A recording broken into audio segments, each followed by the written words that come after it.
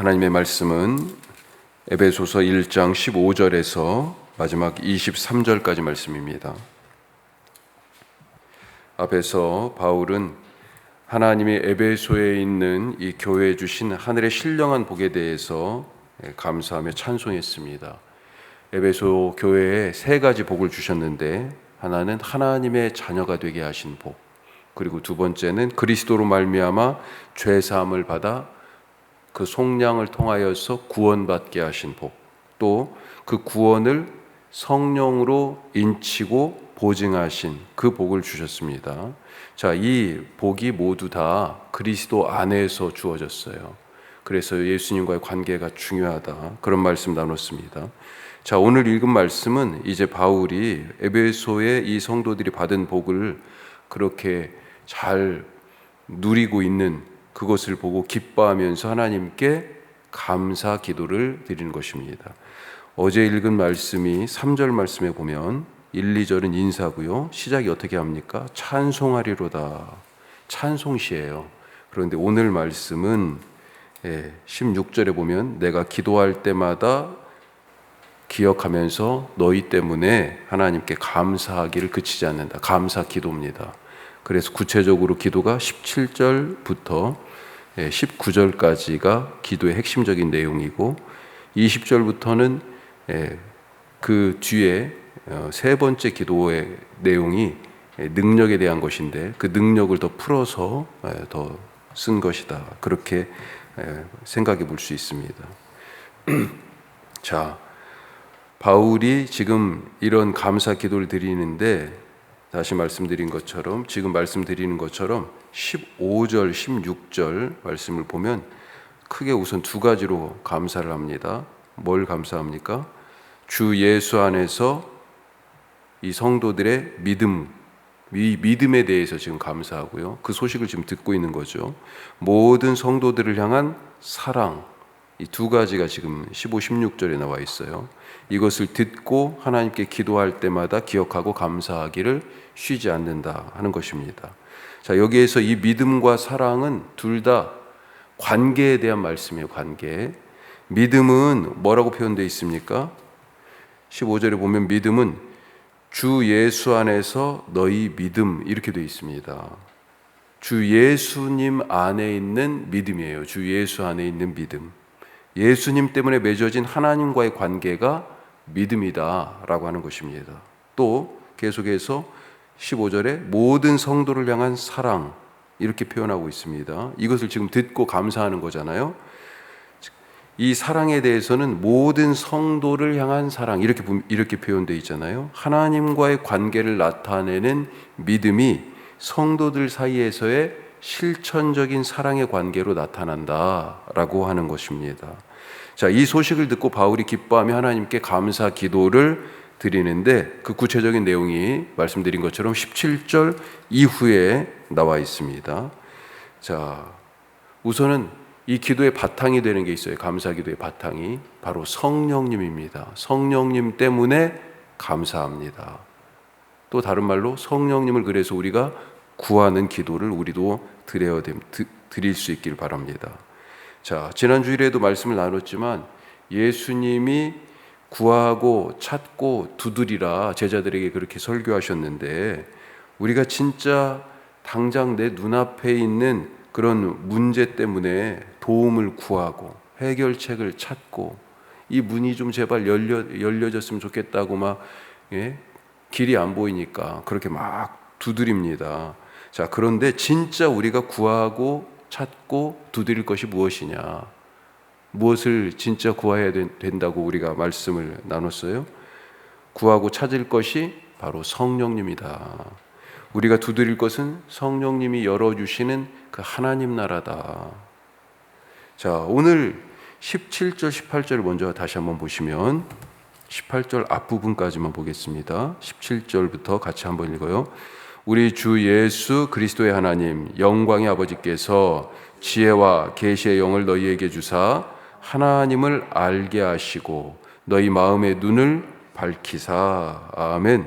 지금 무슨 기도를 드리고 있는 거예요? 그 에베소 교회 성도들이 하나님을 알게 하시고 하나님을 아는 것, 또 18절로 넘어와서 마음의 눈이 밝아지는 것, 이것을 지금 원하여 기도하잖아요. 어떻게 하나님을 알고 어떻게 해야 마음의 눈이 떠져서 세상을 내 눈이 아니라 인간의 탐욕적인 욕망의 눈이 아니라 하나님의 시각으로 바라볼 수 있냐 하는 것이에요. 무엇 때문에 그렇습니까? 지혜와 계시의 영 때문에 그렇습니다. 그래서 성령님을 구하라는 거예요. 성령님이 바로 성도들의 삶의 출발점입니다. 신자는 옛 세상, 보이는 세상, 육의 세상, 이 땅의 나라, 여기에 사는 것이 아니라 새 세상, 보이지 않는 세상, 영의 나라, 바로 하늘나라에 사는 자들이잖아요. 예수님이 가져오신 하나님 나라를 보고 그 나라에 사는 사람이 신자입니다. 이 새로운 세상, 하나님 나라에 살기 위해서 어떻게 해야 됩니까? 다시 그 나라에서 태어나야 되잖아요. 거듭나야 되지 않습니까? 어떻게 거듭나요? 어떻게 그 나라의 시민권을 얻습니까? 성령으로 거듭나는 거죠. 그래서 바울은 에베소 교회 교인들에게 지금 그 성령, 지혜와 계시의 영이라고 오늘 말씀에서 표현된 그 성령님을 구하고 있는 것입니다. 이들에게 성령을 부어주셔서 지혜와 계시의 영인 성령으로 뭘 해요? 하나님을 알게 되고, 그리고요 마음의 눈이 밝아져서 진짜를 보게 하옵소서, 그렇게 지금 기도하고 있는 것입니다. 자, 그렇게 되니 성령님을 부어주시니 어떻게 돼요? 다음과 같은 복들이 누려지는 거죠. 세 가지가 나옵니다. 그 하나가 부르심의 소망이고, 두 번째가요 그 기업의 영광의 풍성함이고, 세 번째가 능력의 지극히 큰 거예요. 자, 바울은 지혜와 계시의 성령을 주시기를 구합니다. 여기에서 지혜는 조금 더 말씀 나누면 지혜는 깨달아 알게 되는 거죠.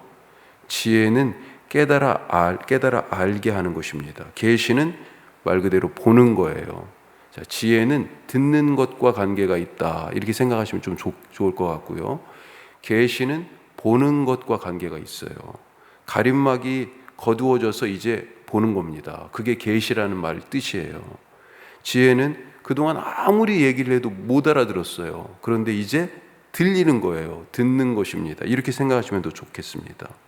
자, 지혜와 계시의 성령님이 오셨어요. 그동안 하나님의 은혜 안에 살면서도 깨달아 알지 못했고, 하나님이 내 곁에 늘 함께 임마누엘로 계셨는데도 불구하고 죄로 감각이 둔해서 안 보였습니다. 그런데 이제 들려요. 예전에는 듣기는 들어도 못 들었는데, 보기는 보아도 못 보았는데, 이제는 육의 눈으로 보고 육의 귀로 듣는 게 아니라 영의 눈으로 보고 성령으로 말미암아 듣게 하셨다라고 하는 것입니다. 무엇을 이제 깨달아 알고 무엇을 보게 되었는가? 그러면 세 가지가 있다는 거예요. 자, 18절 아까 읽은 말씀 그 다음부터 한번 읽어보면요, 18절이 이렇게 돼 있죠. 너희 마음의 눈을 밝히사, 그 뒤에 그의 부르심의 소망이 무엇이며 성도 안에서 그 기업의 영광의 풍성함이 무엇이며, 계속해서 그의 힘의 위력으로 역사하심을 따라 믿는 우리에게 베푸신 능력의 지극히 크심이 어떠한 것을 너희로 알게 하시기를 구하노라. 아멘.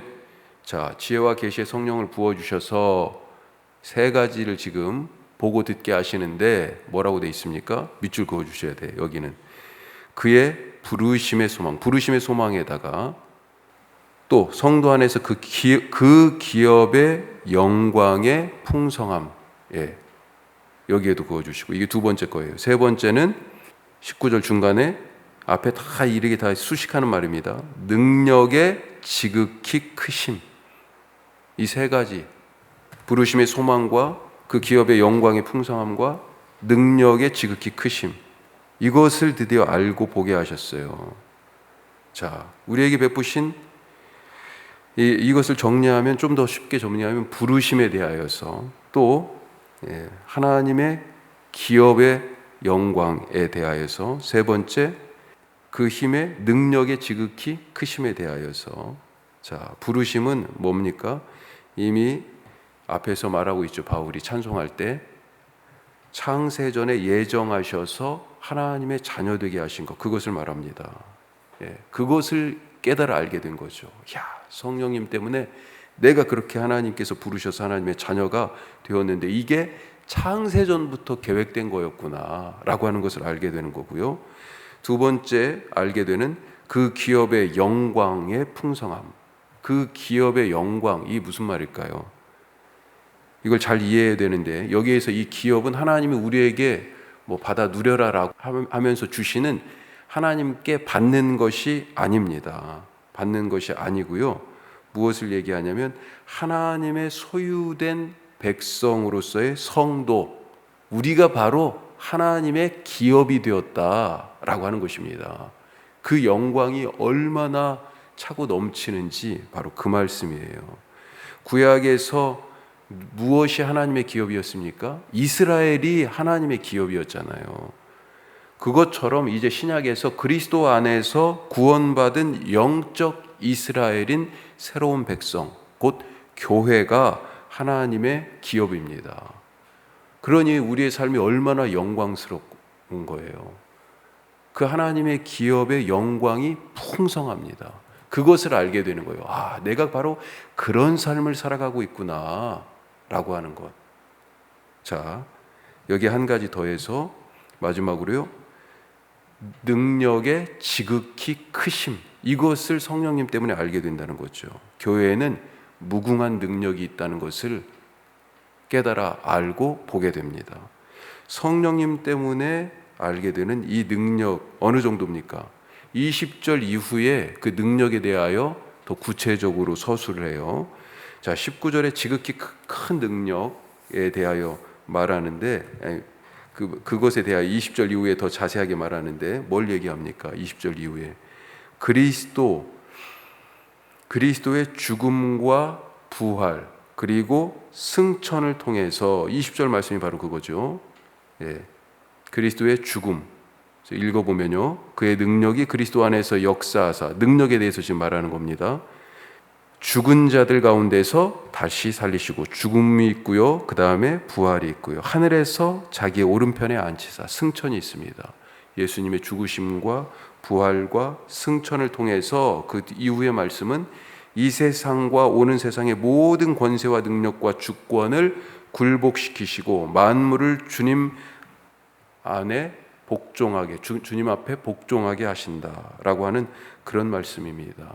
자, 그러면서 여기서 하나 중요한 비밀이 폭로가 되는데, 그것은 이 십자가의 죽음과 부활과 승천으로 모든 것을 다스리시는 지극히 큰 능력을 가지신 그리스도 예수께서 바로 교회의 머리가 되신다는 비밀을 지금 폭로합니다.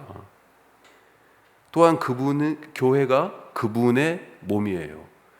그분이 교회의 머리가 되실 뿐만 아니라 그리스도가 바로 교회가 그리스도의 몸이다라고 하는 것입니다. 따라서 그리스도에게 그렇게 지극히 큰 능력이 있으시다라고 하는 것은 교회가 바로 그 능력을 동일하게 소유하고 있다. 교회가 얼마나 위대한지를 지금 말하고 있는 것입니다. 그렇게 하늘과 땅 아래에 있는 모든 권세들을 다 굴복시키고 지금 이 시대와 앞으로 오는 시대에까지도 다스리시는 그런 능력이 지극히 크신 그리스도께서 그 주권을 행사하심으로 세상 모든 것에 지금 예수님의 힘이 미치는 거잖아요. 그렇죠? 이걸 뭐라고 표현했어요? 만물에 충만하다, 이렇게 지금 표현한 것입니다.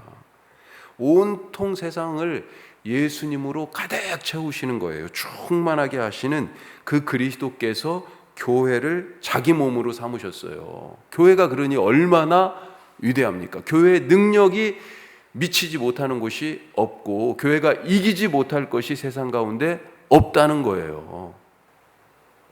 그런데 그 교회가 바로 우리라는 거잖아요. 내가 바로 교회다. 이것을 에베소서에서 바울이 지금 기도하면서 우리에게 가르쳐 줍니다. 오늘 세상의 것에 굴복하지 마시기 바랍니다. 예수님이 세상에 굴복하셨어요? 아니잖아요. 예수님이 이기셨으니 우리도 이기는 것입니다. 오히려 세상을 다스리며 살아가는 날이 되시길 바랍니다. 예수님의 권세를 교회에게 주셨어요. 예수님 권세, 우리 찬송했잖아요. 예수님 권세, 예수님 권세, 예수님 권세, 내 권세. 오늘 이 찬양이, 이 기도가, 이 감사가 우리의 삶에 넘치는 예수님 권세가 내 권세로 누려지는 하루 되시기를 주님의 이름으로 축복합니다. 기도하겠습니다.